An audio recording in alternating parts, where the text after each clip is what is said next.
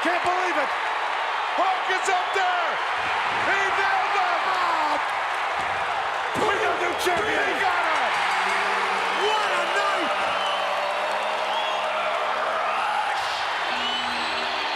The winners of this bout and new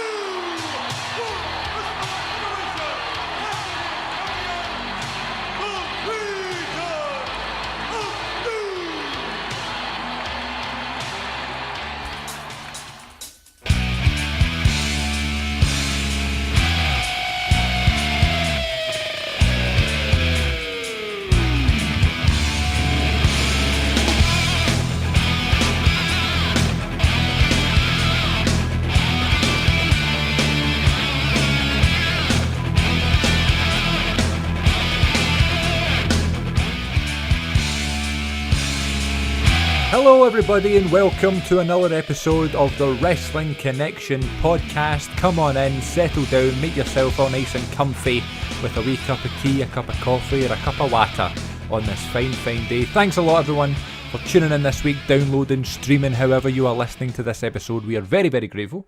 And my name is Chris and hang on a second, there seems to be a problem with the line. Oh wait, there's no problem.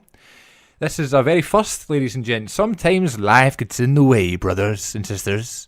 Do any females listen to this show? If you're a female out there and you are not you're not one of our significant others, our parents, or our relatives, if you're a female out there, because I believe on the statistics it's like 97% male demographic, that's fine. Listen, we're not going to judge anybody. We're not going to be spoilt, be ungrateful is the word I was looking for. But I'd just like to know if there's any females out there. If you're another gender, another species, then it's cool by me and us. I say us because it's not always just me. Usually, as you know, I'm joined by my far superior, my far more intelligent, far more level-headed co-host, Mr. Glenn. However, Glenn is in the process, ladies and gentlemen, and you've heard us talk about this before, but right at this particular moment, he is in the process of moving house. He has bought his first house as a full established... I literally was about to say a full established main eventer.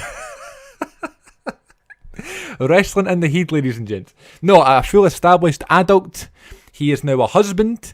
He is the father to a dog. We shout out to Luna, who has her own Instagram. And he is now a proud homeowner. So Glenn and Kate, who sings the beautiful jingles to our show here, finally moved into their brand new house this week. So they're in the process of getting all set up, getting the Wi-Fi sorted, all the furniture sorted. Glenn's getting his man cave / recording studio all sorted, ready for next week. So Glenn will be back here next week for another episode. It's a shame though, because normally we talk about, the WrestleMania that relates to the number of episodes, and if my memory serves me correctly, this is episode 25, and what an amazing WrestleMania to talk about, would be WrestleMania 25, where they called it the 25th anniversary of WrestleMania, which technically was incorrect, because on your first wedding anniversary, it is not your second anniversary, it's your first anniversary. That makes sense, doesn't it? Glenn would know that, because as I said, he's the married one. Anyway, so he's away moving house and stuff. We can't talk about Michaels and Taker, and we can't talk about how Triple H and Randy Orton was really, really let down because of the buzz in the arena. But let's face it, right? You look back to WrestleMania 18, you get Rock and Hogan, right? And people say, all right, well, Jericho and Triple H is hurt because Hogan and Rock is this massive match, and the fans are going crazy for that match. So technically, really, when you think about it, they could have probably put on Hogan and Rock last on the show. They wouldn't have done that, though, because obviously it was around that time where the title was everything. The title had to go on last, and I believe that. I don't think Triple H was wrong when he claimed that. I know that's a story, like Triple H was like, the title's going to go on last, brother, and stuff, just to put himself over. I totally agree with him. It should go on last. And Jericho had worked so hard to get to that spot. They had a really good story with Stephanie. That is the rightful main event. It's just a shame that Rock and Hogan was such an epic match and they couldn't top it.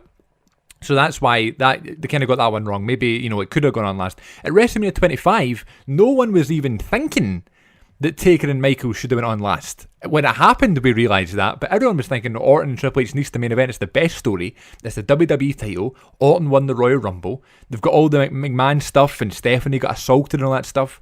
That had to be the main event, and it was. And it's actually not the worst match in the world. It's just a bit boring, and it's not what the match needed. I know what they were kind of going for. We have talked about this before, but with Triple H can't get disqualified and stuff. But after everything they went through, you'd imagine that Triple H would want some retribution. And speaking of retribution, it's a touchy word right now in the wrestling world, and I guess me and Glenn will talk about that somewhere down the line. But here's me rambling on myself, talking. This is what happens after you've not recorded for a little while. You just start going, and you never know when to stop. This is the very first edition, ladies and gentlemen, of the best of Meet a Wrestler, my personal favourite segment on the show, other than Random Wrestler Recollection, which we're not going to do today without Glenn. But my favourite segment on the show is Meet a Wrestler, where myself or Glenn will tell a story long form in as much detail as possible about an experience meeting someone in the pro wrestling world, whether it be a manager, whether it be an agent, whether it be a commentator, or whether it be a sports entertainer themselves.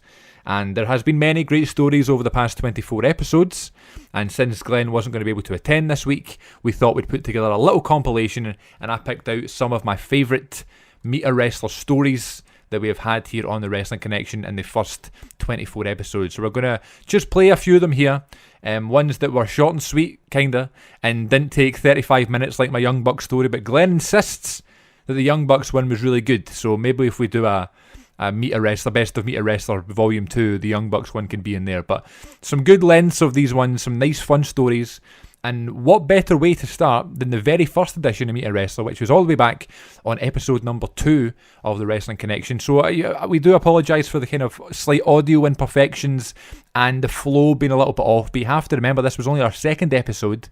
We are still finding our feet, and now I do believe that Glenn and I are in a flow, and we're in a sort of a good rhythm when it comes to the podcast. We have very good chemistry anyway, but because it is more like just two pals chatting about wrestling rather than a host and a co-host, which is what I think the show is really good for here on the Wrestling Connection. Please let me know if you agree or disagree.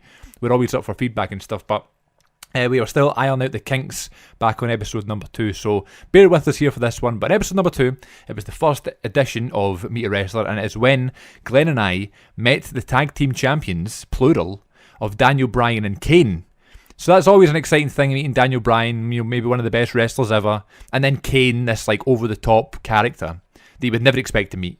But it also was the very, very first day that Glenn and myself met in real life. I said we didn't meet before that, in non-real life. We didn't message or anything. This is the very first day Glenn and I met, and we just so happened to run into Daniel Bryan and Kane on this day too.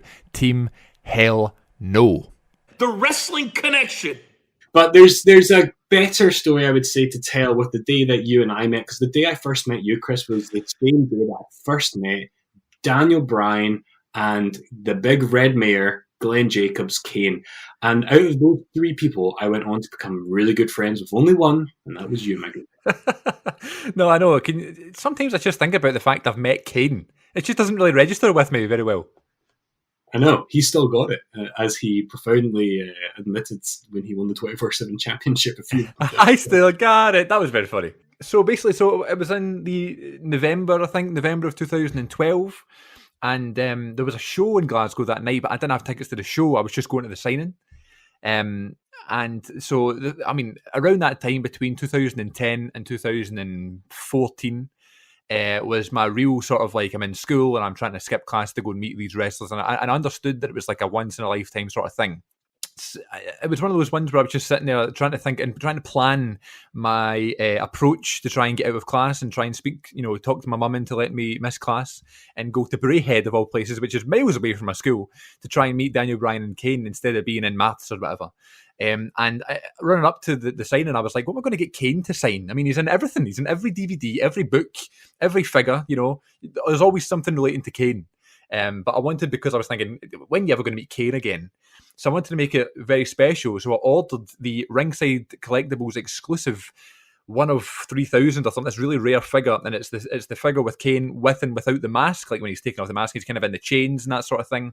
This really cool Kane figure, and I thought this is going to be a perfect one, an elite. It will sit on the wall forever, and I'll get it signed really cool. So I ordered that. It took ages to come, and it didn't arrive until like the day before the signing, so I was a bit panicky about that. and it also had a basic Mattel Daniel Bryan figure that I thought, get that one signed and set them side by side on my wall. One Daniel Bryan autograph and one Kane autograph collectively. Team Hell No. And that's what I got signed, and both of them look excellent. And they both signed in gold, which I thought was really cool. Now, as I recall, we were all part of I don't know if we were admired or a group that was disdained, but there was always the same people that would show up really early to these things. And I remember signings. Yeah. Now, Kane and Daniel Bryan weren't supposed to be at the Braehead Arena. It was A1 Comics, wasn't it? And yeah. They weren't supposed to actually be in the building until about 3 o'clock, I want to say.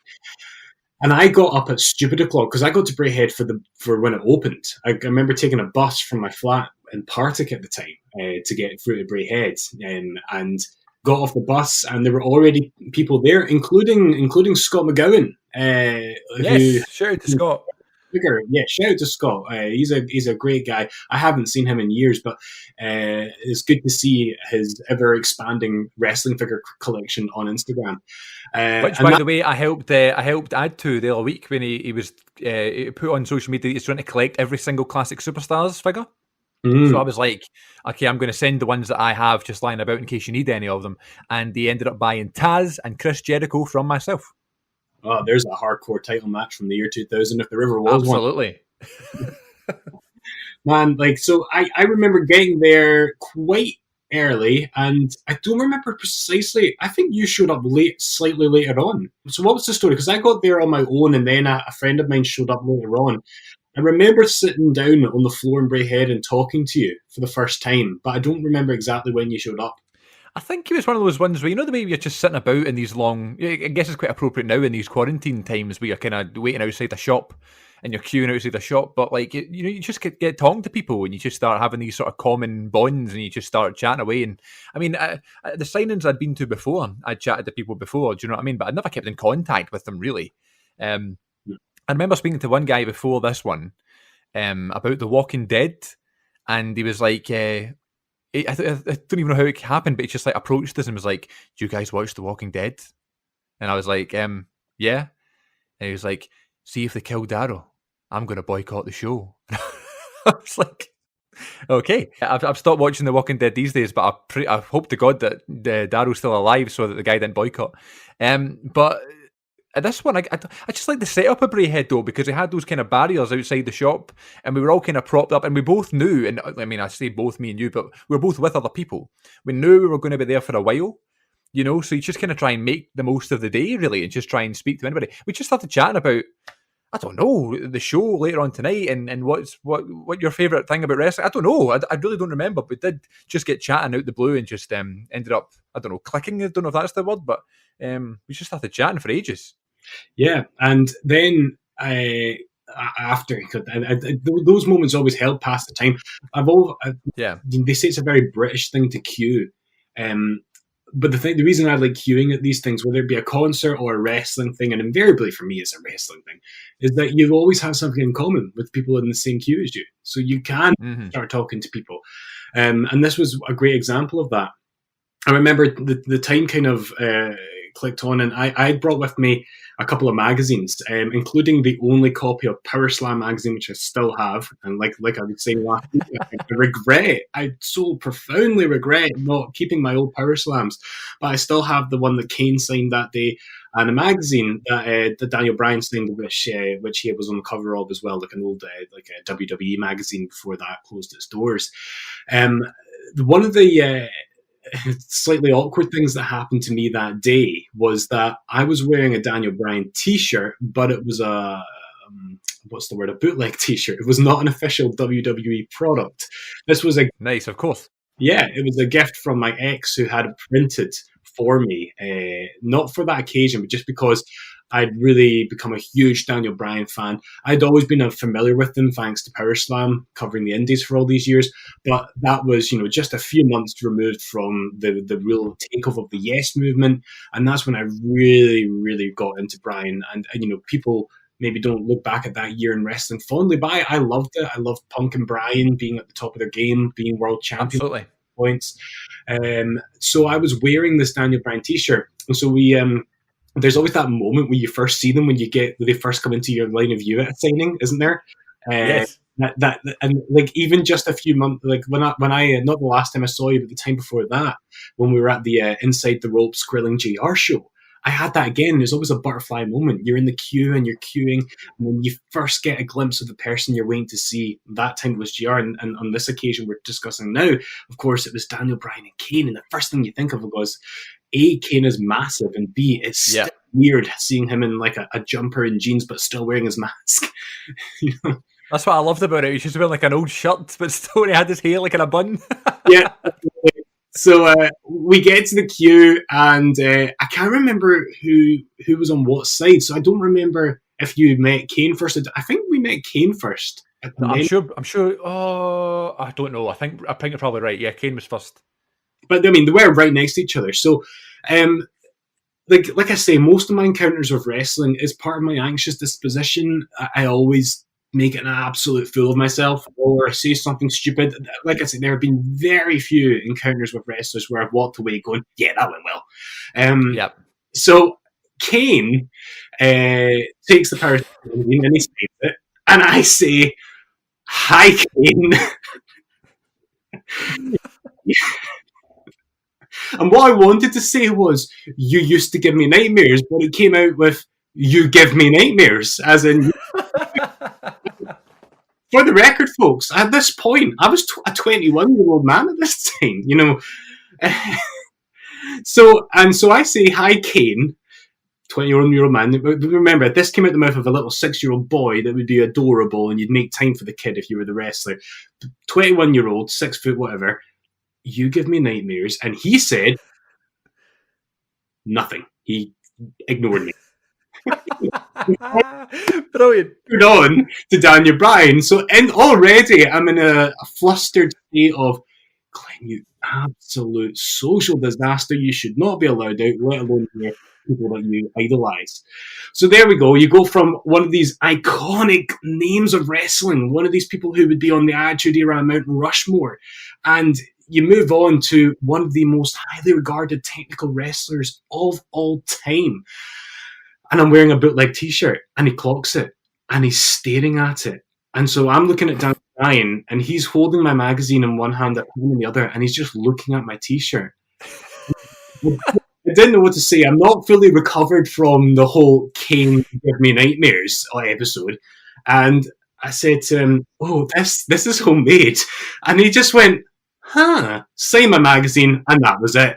So one of my brilliant social disaster encounters with well-known professional wrestlers. How did it go for you? I was thinking about my flashback there. Did we not meet up after the signing and you told me that story and I was howling then as well? I think you did.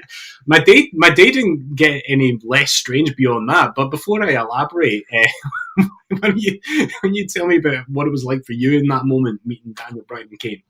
So in terms of my interaction with Kane and Daniel Bryan, I was talking about I had these individual figures I wanted to get them signed, which is always a nightmare when you're carrying it. Like when you're going to go up to the table and you're like trying to hold both figures in your hands. Not as easy as magazines, I don't imagine. Not at all. You were ahead of the curve. You thought about the practicality of getting something signed. I don't know.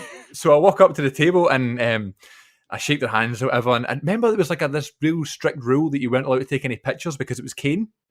Yeah, that was so weird because that wasn't really the norm at that time. I had pictures and videos of everybody because obviously that was like peak, or well, maybe not peak, but like I was really into YouTube at the time and I was uploading all these things on YouTube and I was thinking this is going to be perfect footage for the video. Yeah. But there was just no cameras whatsoever because it's Kane. I was like, fair enough. So I walk in and I put my elite figure in front of Kane and I just said, Kane, when's the next Inferno match? And Kane looked at Daniel Bryan, took his time, signed my figure, looked at me, dead in the eye with his mask on, and just went, hopefully never, and passed on. And which is ironic because a matter of months later at SummerSlam, he ended up having one against Bray Wyatt, which I thought was really funny. I was like, that's Brilliant. Probably my influence.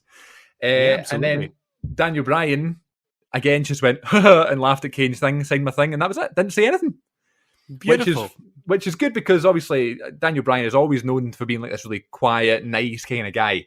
I was worried he was Yeah. going to say something bad. But then the next year when I met Daniel Bryan again, I said to him, I met you last year or whatever. And he was like, oh, cool, thanks very much. And I just went, who was your favourite wrestler growing up? And he went, I know where this is going. and he said, I can't say his name. Dean Malenko. So I don't Oh, know God. if he was trying to make a wee Chris Benoit reference there or not. I don't know. Quite possibly. Or maybe he genuinely did forget Dean Malenko's name. Maybe he can't pronounce Malenko and he has to really think about it. I don't know. He just went, I can't say his name. Dean Malenko. And then I kind of went as if like I got the joke. I really didn't. I kind of just made that kind of gesture like, I. And then like my mate Fraser's filming it, and I've got this really cool screenshot on my Instagram actually, I think. And like I'm just like mid laughing, like Daniel Bryan's got this big cheeser on, and I just put the caption on Instagram saying, "Just making Daniel Bryan laugh." ... As if I told him a joke. Oh, fantastic! That was the Daniel Bryan and Kane day for me was mental. Like there was all that hilarity with Kane and Daniel Bryan itself. So there was the fact that I got to meet you, and you've become a lifelong friend since then. That day, Yes. You'll remember that WWE 13 came out that same year, which is an excellent video game, and you didn't have tickets to the show that night, but myself and my friend did. And what do you do to kill time between this and the signing and the show is we went down to HMV, we played some of the video game, and then we went to go and join the queue to get into the venue.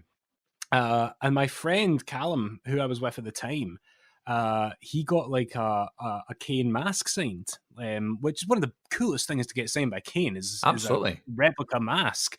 I can't remember what he got signed by Daniel Bryan, but he kept it on. He kept it on a carrier bag, went down and played the video games. And then we were in the queue, and I don't know if we were actually talking to you again or if we were talking to somebody else, maybe Scott McGowan. It was people who we'd spoken to earlier in the day. And we started inevitably talking about what we got signed. So I was like, oh, yeah, here's my magazines. Oh, my God, told Kennedy gives me nightmares. Callum got a mask thing. Callum, show him the mask. And then Callum just went ashen white. And he realised that he had left his mask down in HMV. No.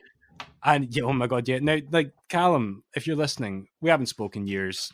I love you, man. You know I do. But Callum was not an agile guy. I'll put it that way, right?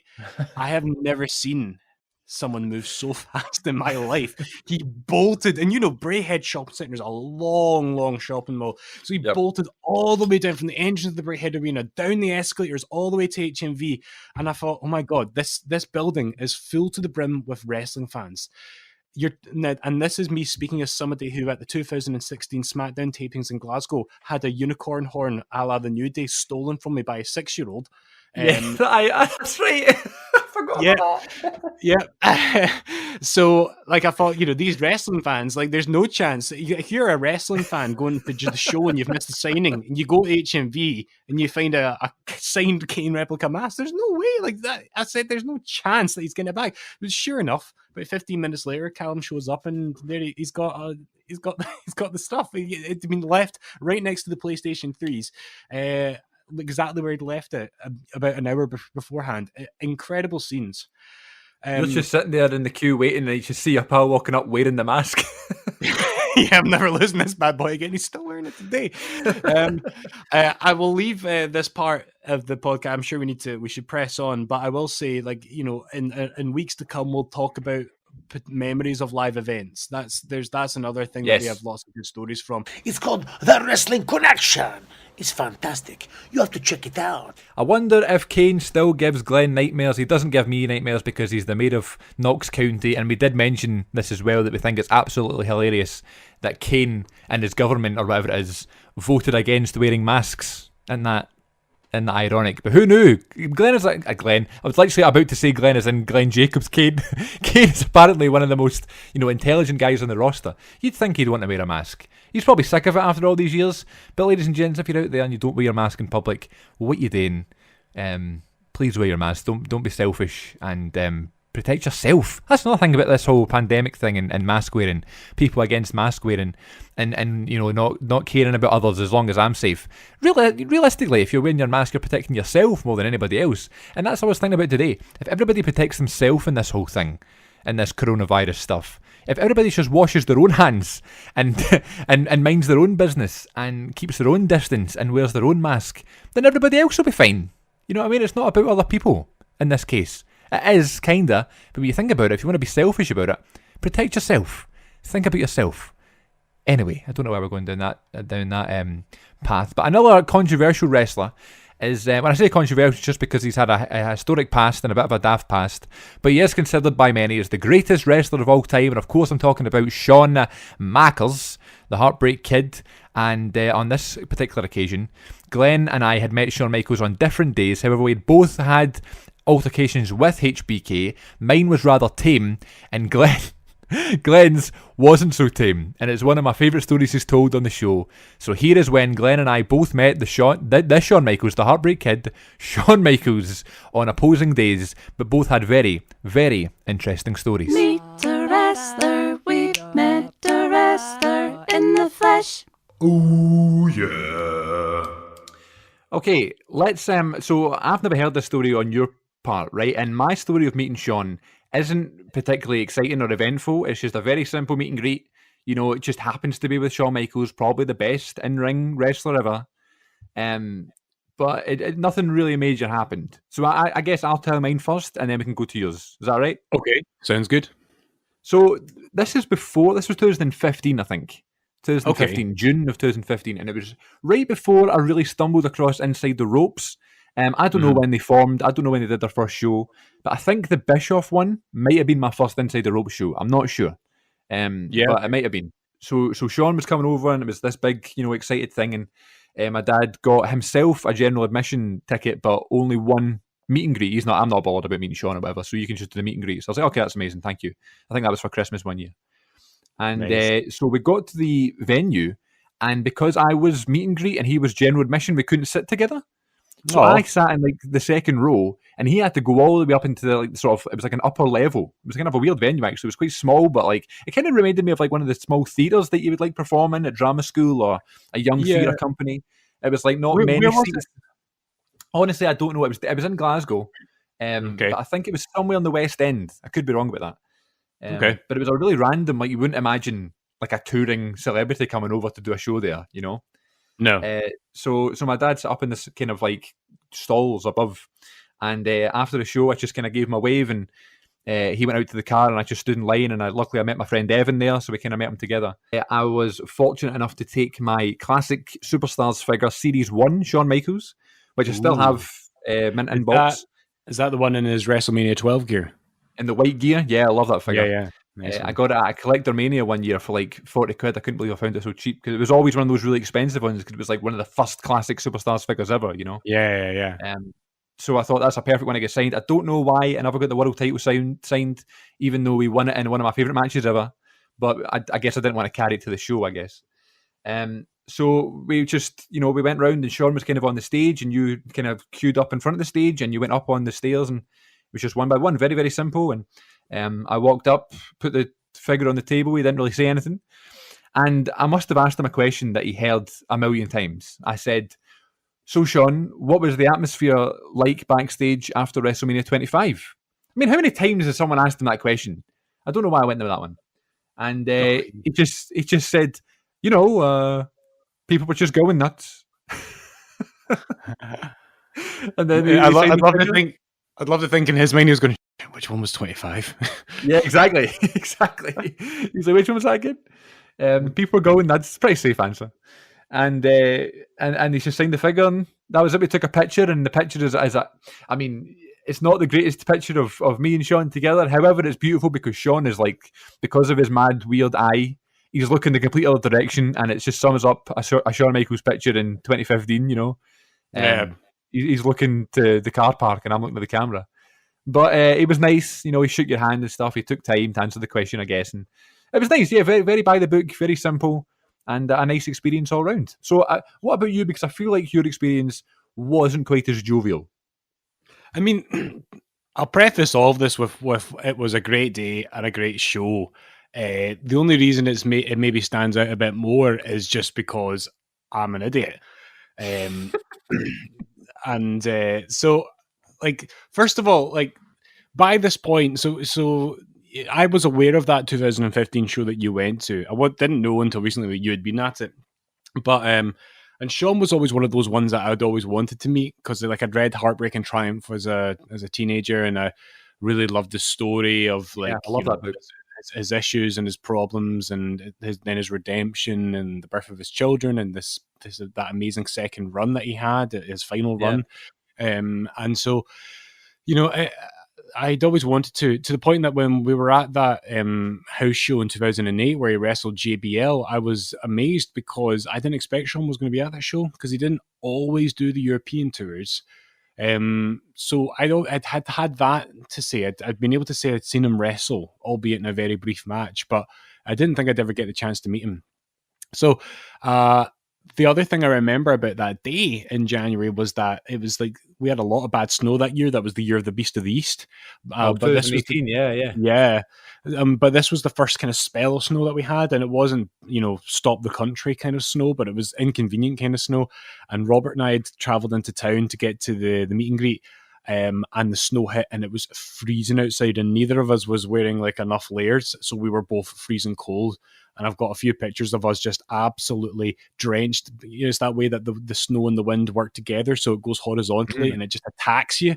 So we're running up a very slippery Sucky Hall Street to get to the garage where the show was, and we realise that we've got about an hour to kill before we need to be at the VIP, and we just took refuge like it was a zombie apocalypse. In the first place that we could, so we got a pizza somewhere and kind of cooled down.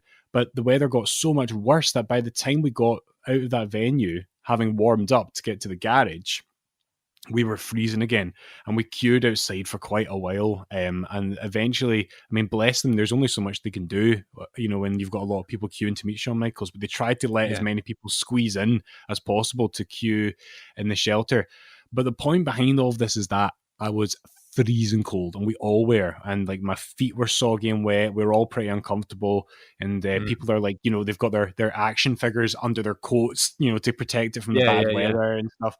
And as is always the way, one thing I'll always say about Inside the Ropes is that, having been at other like Q&A things from other companies, they always run it best. It's so efficient, and you also don't feel rushed at the same time.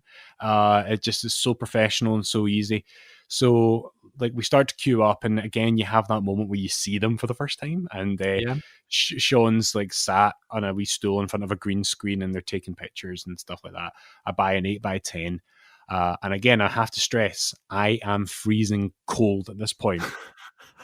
But Sean must have been holding on to the San Antonio sun, because he was, sat there with a black tank top on. So his bronze tanned arms are on full display. He's still showing off the gun show. The guy's in incredible shape, wearing his cowboy hat. And he's just, he looks fantastic, especially for a chap his age. He's the picture of health, really. And this was just before he cut his hair. It was just before he cut his hair for, I think the first time we saw that was at Raw 25. And this was about 8 or 9 days before Raw 25, which is where we first saw the short-haired Michaels, as I now call him. And so we're queuing up, and Robert and I, when we go to these shows, he always likes to go first. And so Robert went first and met Sean, and he took a really cool picture with him, and got something signed, and it was awesome. And now I'm waiting to meet him, and the guy says, like, okay, off you go. You can go up to him now. And I'm there. My hands are still freezing, by the way. So I say hi. He signs my picture, and I can't believe this. This is still so embarrassing. And we kind of huddle in to take the picture, and I put my hand around his shoulder, but my hands are so cold it gives him a shock on his beautiful warm bronze shoulder. And he goes, oh, and then I jump, he jumps, and then my shoulder knocks his hat off his head. No, his cowboy hat, yeah. No way! I had no idea. And like, so as if he's like, and by the way, I think there's a photograph of this that exists, which I've never seen, because the guy had already went to take it and we had to redo it. So then he makes this noise as if he's on a horse. He goes, whoa! And so he picks up his hat and he straightens it out again.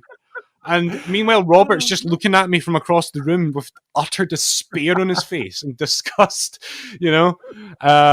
Oh And my so, God. so then we Amazing. huddle in again, and we do it properly. And I try and keep my flesh away from his, so I don't destroy him with shock again. And we take the picture, and I don't know how much you can tell from the picture. Sean's just smiling, looking great as usual, and I've got this weird smile on my face, like it's a really forced smile, as if I'm mortified about what just happened, and I'm just trying to look normal. But instead, I look like my face is just being uncomfortably stretched into a smile. I'll put this up on the Instagram, but it was just one of those horrible things. But he was good about it. I got a signed 8x10 out of it, and the picture is, lasts to this day. And like, man, the show was excellent as well. So it was a good day. But my God, one of the most embarrassing encounters with a wrestler I've ever had. I knocked Shawn Michaels' hat off his damn head. When when you knocked his hat off, and then you had to force yourself to look happy for the picture, would Yeah. you say that you lost your smile? Whoa! Boom, roasted. Oh, man. Oh my God, honestly, man, see, when you were telling me it was this embarrassing story and stuff, I don't know what I was expecting. In my head, I thought you were younger. I thought it was like mid 2000s, and maybe you'd said something weird about school or yourself. I didn't realize it was so recent. I didn't realize you knocked his hat off his head. That's Um, unbelievable. I was 26 and old enough to know better. Hey, this is Chavo Guerrero Jr., and you're watching Then Wrestling Connection. Viva la raza! Yeah, so there you go. He knocked his hat off his head. That is the most hilarious thing ever. Of all people for it to happen to, Glenn is the perfect example. However, the fact that it's Shawn Michaels makes it so, so sweet. Next up is another one of my favourite stories that Glenn has told. I've liked all of Glenn's stories, actually. He's a very underrated storyteller. And while he's not here, I'll put him over and say that. I think he doesn't give himself enough credit for his storytelling. I can ramble on a bit. I can repeat myself a lot. I can ramble on a bit. I can repeat myself a lot. But Glenn is a really good storyteller. I can ramble on and I can repeat myself a lot. But this next story comes from Glenn when he was in... Oh, where was it? Was it Florida or was it California? Somewhere in the States. And I guess we'll find out here. I've not listened back to this clip yet. I'm going to listen along with you. And this is where he was in an airport in the USA. Very excited for Borat 2, by the way. And this is when Glenn ran into the father of the Usos, the Big Quiche himself. My God, one of my boys, Rikishi. Nice. Well, there was a day where you didn't know them, then you showed up, you met them, and they became lifelong friends. Could you say that about a certain wrestler by the name of the Big Quiche? I certainly could, as this is wonderfully transitioning into... That was a really subtle segue if you didn't see, Wow. see it coming. So folks, if you listened to our episode a couple of weeks ago, Chris and I debuted our new segment, which is Meet a Wrestler, where we told a story about the day that we first met, where we also met Daniel Bryan and Kane. Yes. And 2 weeks later, we are returning to this segment. And this time it's my turn to tell a solo story. We have had experiences where we've met wrestlers collectively, but a lot of the time some of our fun stories are told individually. So here is my Meet a Wrestler contribution for this week. I'm looking forward to this one because last time we were together in person, you tried to tell me this story, but we were desperately late to a show, so we didn't really get the full experience. So I'm looking forward to hearing it properly now. So yeah, like the wrestling scene in the UK is so big that loads of fans who like wrestling here have now had the chance to meet a bunch of wrestlers, and this happens increasingly. You go back to when we were little kids, it was quite rare to meet a big star in the mainstream WWE roster, but now it's a bit more commonplace because of Inside the Ropes, or for quite a long period of time ICW would bring over big names as well, and even other local promotions. But this story, I chose to tell this one because this is the first big encounter with a wrestler that I ever had. And this comes from a time where it was unusual to meet big stars of wrestling in Scotland, although this story did not actually take place in Scotland. So Chris, we're going back in time. to the year 2003. Oh, I was yes. a 12-year-old boy, and it was the first summer holidays after I had started secondary school. And my dad blew my brother and I's minds by telling us that he was taking us on holiday to the States because we have cousins in California. So what ensued was this incredible, like, 2-week holiday. I was so lucky, like, where we got to do, like, go to California and go all over the state of California. My cousins live near San Francisco. But Wait. Okay. Have you recommended your cousins the Wrestling Connection? My cousins, I wouldn't. No. First of all, no, I haven't, and they wouldn't be interested. Just thinking maybe they're the 2%. I mean, they are nosy, but I was thinking maybe we're making new contacts in the States, but it's just family members. Nah, I guarantee you it's not. The last time my cousin Derek had anything to do with wrestling was when, during another visit to the States, he ordered WrestleMania 17 on eBay on VHS for me. So nice. They're a good cousin. So yeah, he's a great guy. I miss my cousin Derek a lot. So we're in California, and as part of this incredible, like, dream come true holiday, we were going to fly to Los Angeles because that's where Disneyland and Universal is.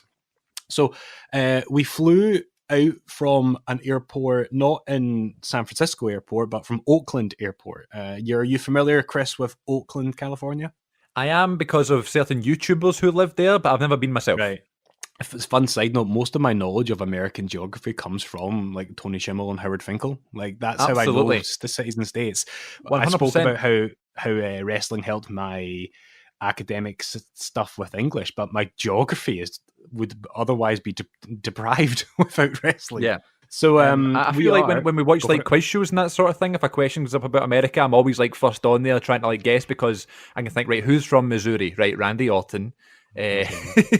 St. Louis. Yeah, exactly. There you go. Yeah, right. So we are flying out from Oakland Airport. We're going to Los Angeles. The end goal is Disneyland. I'm psyched. I'm a wee boy. I'm 12 years old, and I am wrestling a daft, to take the title of another excellent wrestling podcast. And I carried with me a bunch of WWE magazines, and I was really into my magazines, as I spoke about a few weeks ago. And like, I remember the UK and the US editions would sometimes be slightly different. So I would often have at that holiday about 4 or 5 different copies of WWE and Raw magazine, respectively. Yeah. So we're sitting in this airport. It's a long, I think there might have been a delay for all I know. And I'm reading my WWE magazine, and I'm told to go and find my brother who's wandered off somewhere, like to a gift shop or something. So I get up to go and find my brother Lewis, and I can't see him anywhere. And so I kind of lose my bearings a bit, and I stop and I start doing a circle to try and figure out where I am, how I get to either where he is or back to where my dad and my cousins are.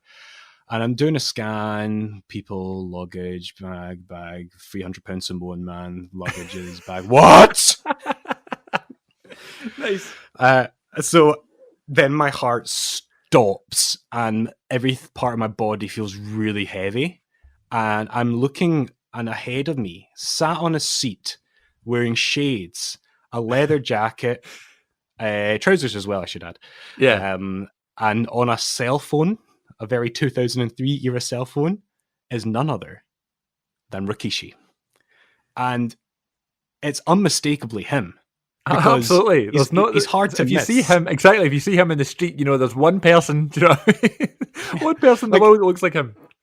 I can understand walking past, like, Mike Bennett or Crash Holly, or I know, like, there's somebody who maybe stands out less in a crowd, but Rikishi really stands out. So for anyone, and I'd be surprised, but if anyone listening to this doesn't know, Rikishi was often billed as 400 pounds. Yeah. He is a very large Samoan guy who had bleached blonde hair at this point, and his gimmick was that he was a retired sumo wrestler who also loved to dance. He wrestled on a thong, and his special move was the stink face, where he would rub his large posterior in the face of his opponent. And Very as a PG child, explanation of the finisher. and as a child, that was just like such a giggle. It still makes me giggle, the stink face, and it's just stupid toilet humor, but it's hilarious. And so I stare at him, and then he looks up, and I nearly swore that I absolutely crapped it. I should say, when I left my last school, one of my pupils gave me an almost swear jar, because that's a problem I have, is that I start a swear but I always catch it in time. Almost swear jar, that's good. I owe that jar some extra coins right now. So I bolt back, like ditched the idea of finding my brother, and I bolt back to my cousins. And but then my brother shows up as well, so we're all in the one spot. And I'm kind of like jittery, and I'm going around in circles. And my brother's like, "What is it?" And I said, "There's a man over there, and I think it's Rikishi." And he was like, "Don't be stupid," because my brother watched wrestling as well at this point, and Rikishi's such a memorable character. And so we walk back to the spot, and my brother's, the whole time we're walking there, my brother's giving it, "Oh, don't talk rubbish, absolute idiot, just havering, telling lies as usual, Glenn. Oh my God, I think that is Rikishi." There's a man over there, and I think it's Rikishi. Just to be clear, by the way, also just to be clear, last week we talked about favourite live wrestling experiences, and you had a lot of good experience with fake Rikishi. Which one was this? This was the real one, and this came before fake Rikishi, so right, now okay. I can tell the difference for sure. Fake Rikishi was a large white man in a red jumper. So like, yeah. So and then I go back, and I'm panicking, and like I can't, like, I really need to put this into context, especially for any younger listeners that we have who maybe don't quite grasp how mind-blowing it was to have an interaction with a wrestler this time, because the WWF and the WWE did not come to the UK, did not come to Scotland every year at this point. No, not they did all. not, and you know, and even more rare was an autograph signing. So most people who would meet wrestlers were people who would either be able to go to Rebellion and Insurrection all the time, my friend Robert, or who went to the States to go to WrestleMania, and that was not us as a family growing up. I get like, I seek advice from my cousins, and they say, "Well, you should tread carefully with this, because if it's not Rikishi and you show him a picture of him in the magazine, he's going to be offended to say that you look like this man here, this big fat Samoan, you know, rubbing his butt in someone's face." And it just so happened that that month's WWE magazine, or whichever copy I had like a Superstar Spotlight 1-page article on Rikishi with a great big picture of him. What are the odds in that? Do you know what I mean? That is amazing. Incredible. So I had the picture, and I was able to show my family and say, "Listen, I think that's him." And so I wanted to go and talk to him, but I was too scared to go and talk to him. So eventually my cousin Nikki, she says, "Right, I'll come with you and your brother, and if you can't talk, I'll take over. I'll tag in." And my cousin Nick is so cool for stuff like this. So we walk up to him, and by this point, thankfully, he's off the phone, and he's just sitting there looking miserable, I might add. It must be rubbish being a guy of his size, you know, exactly. I know, like, traveling in such a small man's world. And so I went up to him, and I can pretty much remember word for word my exact words, so I'll try and replicate it in my in the way that I said it. "Excuse me, I'm sorry to bother you, but you look a lot like a wrestler I know, and I was just wondering, are you Rikishi?" And I'm shaking at this point. I am so nervous because, again, like, oh my God, to be in the presence of, like, this is like meeting Superman for 12-year-old Glenn. And he looks up, he goes, "Yes." And I said, "Oh, well, would you be okay to sign an autograph on my magazine, please?" And he went, "Sure." So he takes the magazine, he signs it, and I thought, like, and I'm actually beaming right now, thinking how lucky I was that was there in that magazine, like that that thing, mental. You know, because he could have just been signing a picture of Brock Lesnar, you know, if exactly, it wasn't that. So he signs it, and then he goes, "So where are you guys headed?" And that's where I froze, because I forgot where we were going. Freaking Disneyland.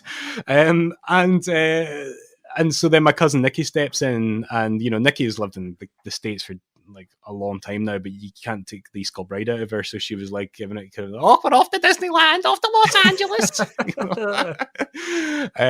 And then he's just like, "Okay, enjoy." And then that was it, and I was beaming. And of course, this is 2003, I couldn't just text Robert and say, because I didn't even have a phone, I don't think, at that point, to say that I met Rikishi. So I had to hold on to this for weeks, like a week and a half before I could tell anyone that would care about it. And I just remember us all getting up to go to our gate via a Starbucks, and my dad saying, "Oh, there's your man away," and we turned around and we just saw him grabbing his bag and walk off. And that would be my last ever interaction with Rikishi until last year when he did a cameo video for my friend Robert's birthday. Oh, of course, I forgot about that. Where he called him Robert Strong as opposed to Robert Strang, but you can't have everything. So, like, that was my first ever encounter with a wrestler. I still have the signed magazine page. It's a little bit faded now, signed in black biro. I'll pop it up on the Instagram. How about that? Please do. Yeah, it's a cherished childhood memory. It means so much to me. That's a brilliant story. It's those sort of interactions that you kind of dream about, and it's almost like if you were to go back to school and tell someone that story, they wouldn't believe you. It's that good. Robert didn't believe me until I showed him the autograph, and even at that, he was cynical. It's brilliant. I think Rikishi is absolutely awesome. I think he's so underrated. We kind of texted about this earlier in the week, but we want to do an episode where we're going to talk about obscure favorite wrestlers, like maybe some like people we like that we maybe like don't get the recognition from all these people that maybe they should do, but maybe just have a sort of personal attachment to us. And Rikishi's got to be on my list. I've always had a soft spot for him. I always liked the dancing. I love the theme song. I love the sort of the character. And his matches, I mean, for a big guy, he was unbelievably athletic. He was such a bit like Umaga, like in the ring, he was just so good and shouldn't be that good for his size, you know? Yes, Rikishi did look fly today when he met Glenn at this beautiful USA International Airport back in the day, which is very, very exciting. I feel like that's never happened to me when I've been in an airport or a next to the buses or whatever, and I've seen a wrestler. It's only happened one time when I've seen them in public in not like a sort of informal setting, and I'm yet to tell that story, but it might include a certain Swiss Superman. So keep that in your head for a future story. I love that story. The Rikishi thing is hilarious. The way that Glenn says that when he went up to Rikishi and said, "Are you Rikishi?" and Rikishi just went, "Yes." I just love that. I think that's brilliant. Like, he's still in gimmick, shades on.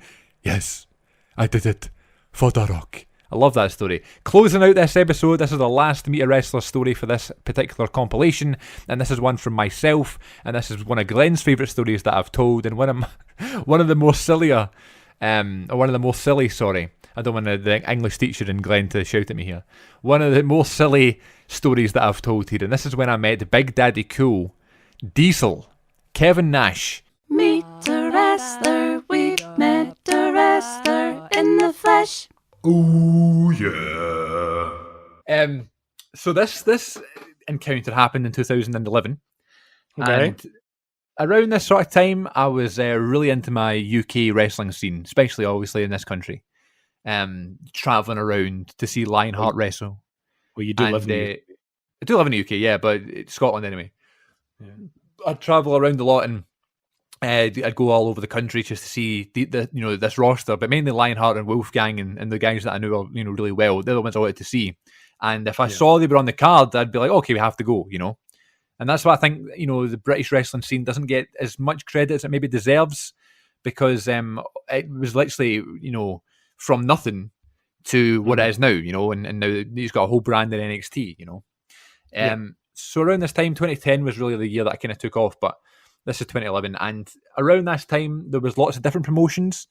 ICW was still kind of growing its legs and getting into the kind of mainstream that it is now, But I'd actually argue that there was actually bigger companies, than ICW. ICW just started running nightclubs at this time. Yeah. So around the time there was SWA, which was the Scottish Wrestling Alliance. That was the first one I went to in 2008. There was ICW, of course. There was PBW, which was Premier British Wrestling, which is, I loved PBW. I always go there. Yeah. They used to run ads in Perslan. Yeah. I don't know why I liked the logo. I just did. I liked the way it looked. And then the other one was BCW, which was British Championship Wrestling, and it was run out of Kilmarnock. I don't know why it was called British and it was out of Killie, but there you go. So that they were always very special because they would have the best production value at the time. BCW, they would have some pyro, and they would have a nice stage, nice fancy lights and stuff like that. And they'd have like the entrance ramp sometimes would go right up onto the apron, a bit like Dynamite is now in the pandemic. Oh times. Yeah, I love that. I love that look. WCW used to do that back in the day. Yeah, they did, yeah. TNA did it for a bit, and I guess they started breaking it all the time, so they went back to normal. But so I would always go to BCW every so often. I'd go with my mate Evan or my dad, and they were always the more expensive ones, though. Sometimes they'd bring imports in, that sort of thing. And I would always check Power Slam and Facebook and stuff like that to see if there was any shows coming up and any American talents coming in that I could maybe go and meet and go and see. And on this occasion, it was advertised for May of 2011, and they were bringing in the one and only Big Daddy Cool Kevin Nash. No. Was coming to BCW. Now, this is Kevin Nash. This is not Diesel. This is not dyed hair Kevin Nash. This is grey hair, right? I have to make that clear. Grey hair, red singlet Kevin Nash, right? Yep. So it was like, okay, he's coming to BCW, come and meet Kevin Nash and stuff. And I was like, oh my God, that's such a big name. And you'd assume that Kevin Nash was like expensive to bring in. You know what I mean? Like, just he has this kind of aura that he's always about money and that sort of thing. But then ICW brought him back in 2017 or something, 17. Oh, yeah, you're right. Yeah. They did. It must not be that expensive. He must love doing it. He wouldn't do it otherwise, Yeah. Do you remember that ICW show when he was the commissioner? And I just couldn't. I'd met him before, but I just couldn't believe how big he was. He was huge. So tall. Like I missed that Fear and Loathing, unfortunately. Oh, did you really? Yeah, it's one of the only ones I didn't go to. But even watching the on-demand service, which I was a subscriber to at the time, he still looked huge, which is weird because their ring isn't much different in size to a WWE ring. It's like a 20 by 20. But it was still like, what? It's like he does, look huge. Like, he's a massive man. And I don't think I've even ever seen him live. Do you know that? I don't think I've ever in any capacity, no. Oh, did you see their WWE show in November of 2011? No, but I know you were there, and I'm raging about it. I wasn't, It was Cena, Zack Ryder, and Kofi Kingston versus The Miz, Truth, and Kevin Nash. How about that for a six-man tag? Mental. So this was advertised for 2011 that Kevin Nash was coming to Kilmarnock. I was all right then. That sounds good. So we went. That was fine. The idea of the BCW shows was that you'd see the show would start, and it would do an intermission in the middle. And at the intermission, that's when you would go and meet Kevin Nash. You would go and take a picture at the ring, just at the apron of the ring. Cool. And which always meant the intermission would go on far too long because everyone was trying to meet him, But I think I would say it was a ticket thing. You had to either buy the next level up to meet him or whatever, So after you met him, then the second half would start, right? So I thought because I had bought a ticket to meet him, I thought they wouldn't be as busy as expected because I didn't think everybody would have a ticket. But it turns out loads of folk were there to see him, right? So we went to get a drink or whatever at intermission, and we came back and the queue was so long. I was like, oh my God, like I wonder if we're going to even get a chance to meet him. So we stand in the queue and we keep going. It would you'd go to the barricade and then the security guard was there at the barricade, and then whoever it was, if it was your turn, they'd go, right, okay, on you go, and you'd go past the barricade and you'd walk down the entrance ramp. It's hardly an entrance ramp, it was just a wee kind of lane, but it was cool because it was the entrance ramp there anyway.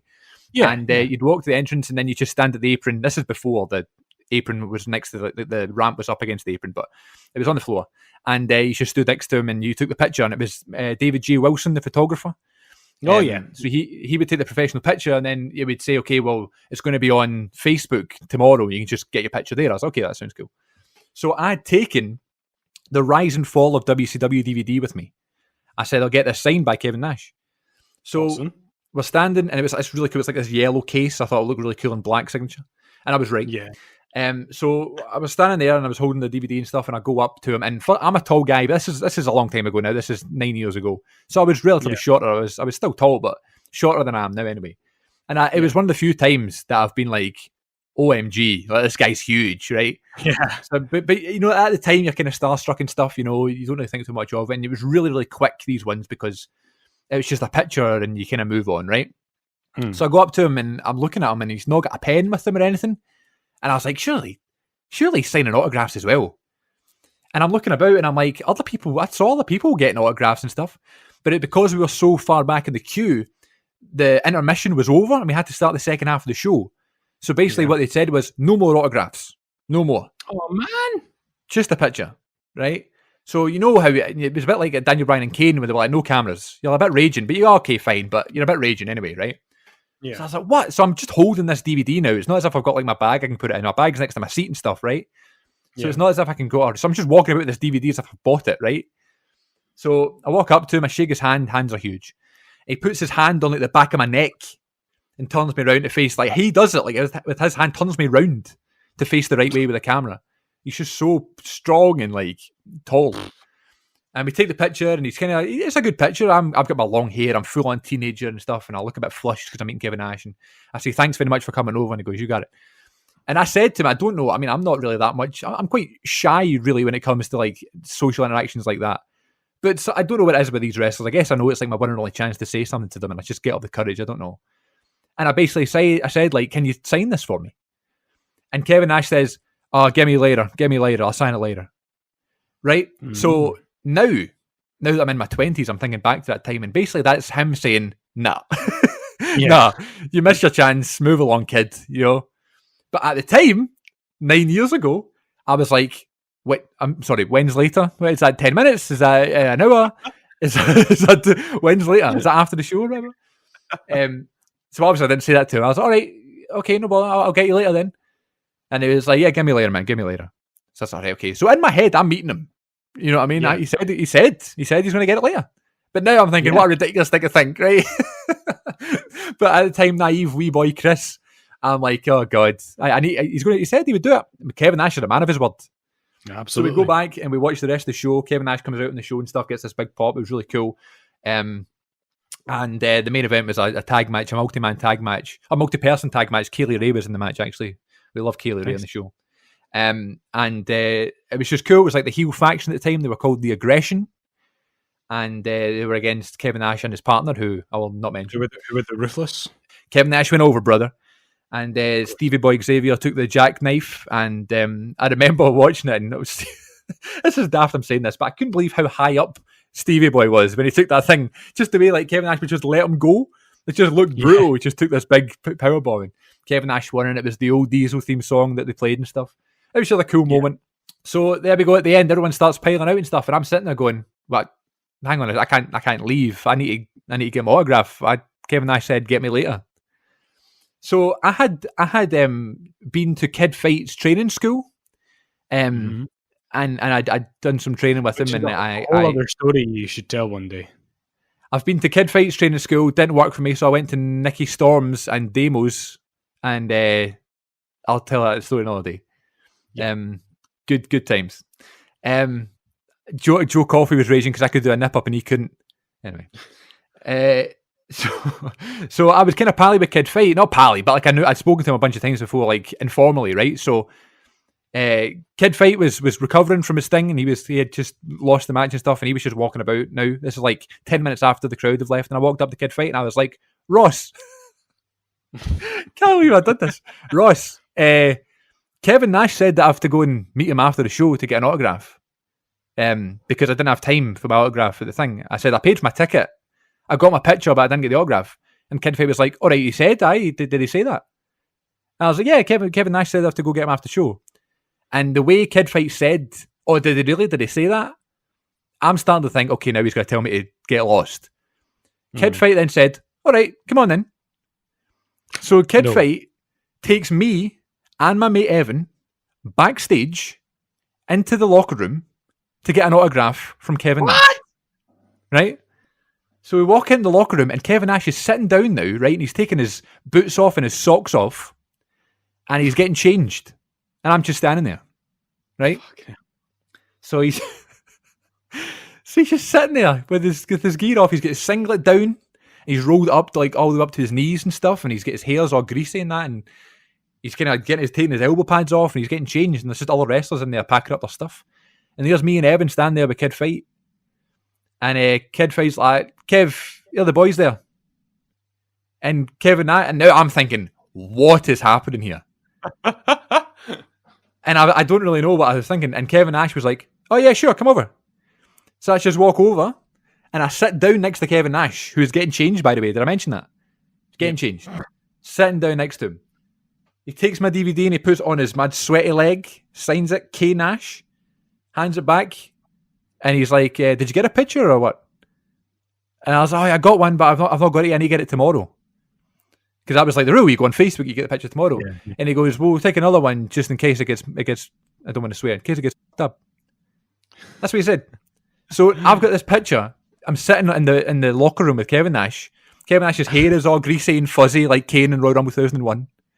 And we're just looking at my phone and we're smiling, and that's the picture. So I have two pictures of Kevin Nash. One, he's in his full gear, looking brilliant, and that was the professional one that David Wilson took.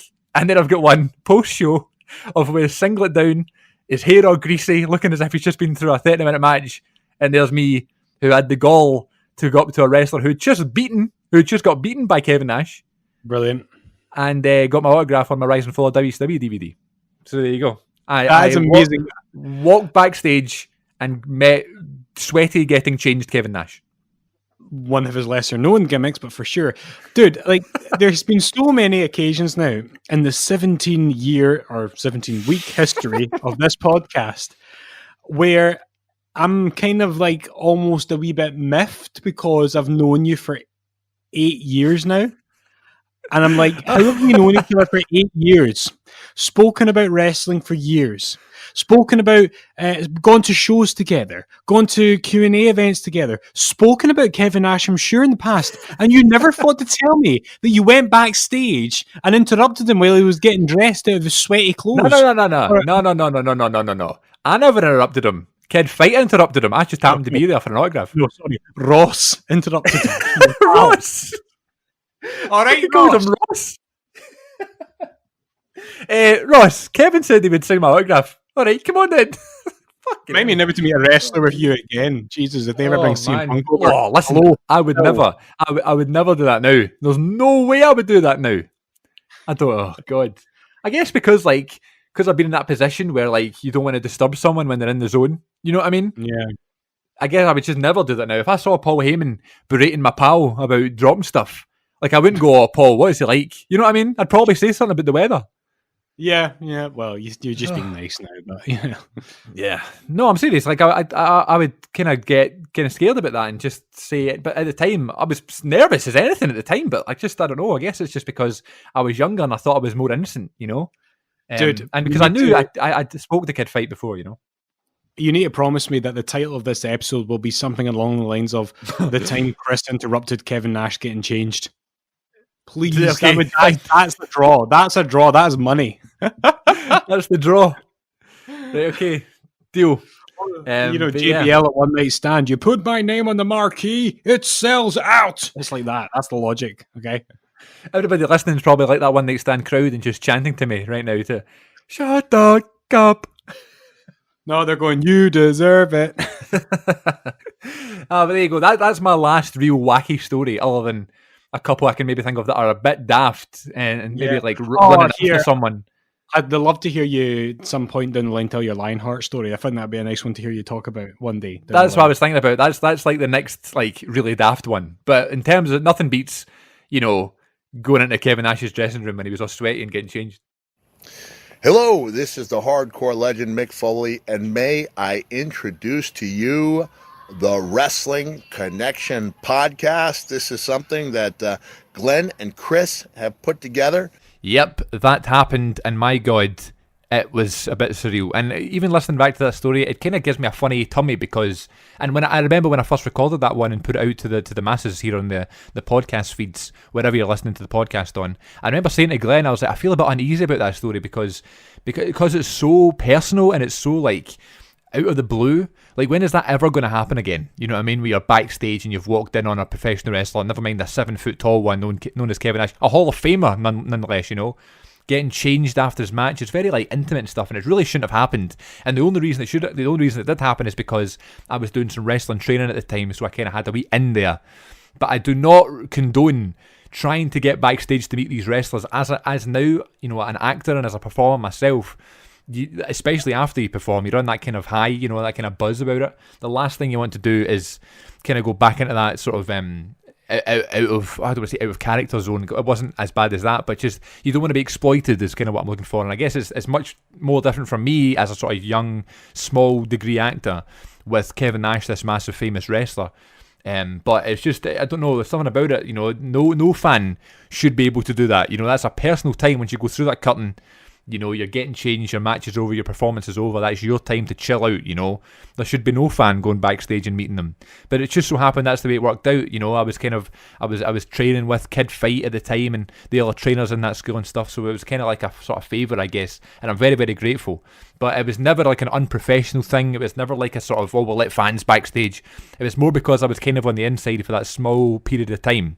So it would never happen again unless I go back to training sometime, or, you know, I met Kevin Nash in a different setting, but yeah, it would never happen again. But I was very, very grateful for that, and that's like a one-of-a-kind story, you know, that only me and a couple of others who was there with me have, you know, so it's definitely a funny one, and when I'll think back to it, I listen back to that story, I do slap my forehead and I'm saying, how on earth did that happen, you know? So hopefully you enjoyed that story, and hopefully you enjoyed these past few stories here on the very first edition of the best of Meet a Wrestler, now that Glenn has been in the process of moving house and was unable to make it this week. He did not come via satellite, which is kind of what I wanted to do. I thought that would have been funny. But I guess he always comes via satellite, doesn't he? Because we're not doing this in the same room. And that's something that we've been able to, I'm very proud of, the fact that the show survived and kind of developed, you know, through COVID, and we were able to produce 24 great episodes. When I say great, I mean great as in quality and stuff. You know, every week it sounds, in my opinion anyway, it sounds good. The fact we're not in the same room, I thought was quite impressive, the fact how good it sounded. And that's just through research, and that's just through dedication to, you know, setting time aside to do it. And we need your help, ladies and gents, to try and spread the show. Just like the virus is spreading, we'd like to spread some good, and that is positivity around the wrestling business. If you're out there and you've enjoyed this podcast, please share it with a friend or a family member. And we would love to get some more eyes and ears on the Wrestling Connection podcast. That's something we would love. We have a nice sort of core listenership, but we'd love to grow the show and expand a bit more and stuff. So please, if you know someone who might like wrestling positivity, there might not be very many out there, but me and Glenn do. So hopefully you know someone who enjoys some wrestling positivity and wants to just talk about wrestling as a whole topic rather than individual shows and the current stuff. It's more about wrestling as a general topic. Everybody who's ever liked wrestling can relate to this show in some way, and that's kind of why I love doing the Wrestling Connection. That's why I know Glenn loves doing it, because it's something that we actively look forward to doing every single week, and we are buzzing to get back together next week to record another brand new episode, which we will do this coming Sunday. So yes, thanks very much for listening, everybody. Again, please tell a friend. Please follow us on social media. Twitter is at WrestleConnect1 and Instagram is at WrestleConnection. And please subscribe to our YouTube channel just by searching the Wrestling Connection podcast on there, and hit subscribe for current show reviews, match star ratings, and exclusive videos on there that I'm definitely working on. I've got a plan there for wrestling content on the YouTube channel. And you can follow me on social media personally on my YouTube channel, which is CM42TV. We are closing down on 3,000 subscribers, ladies and gents, and that's very, very exciting. And I'm also on Twitter at CM42TV as well. So until next time, folks, thanks very much for listening. We'll be back again, Glenn and I, in the studio recording a brand new episode for episode number 26. But until then, in the meantime and in between time, my name is Chris of the Wrestling Connection. That's the show you've been listening to. This has been episode number 25, and we hope you've had a very nice day wherever you are around the world. Peace!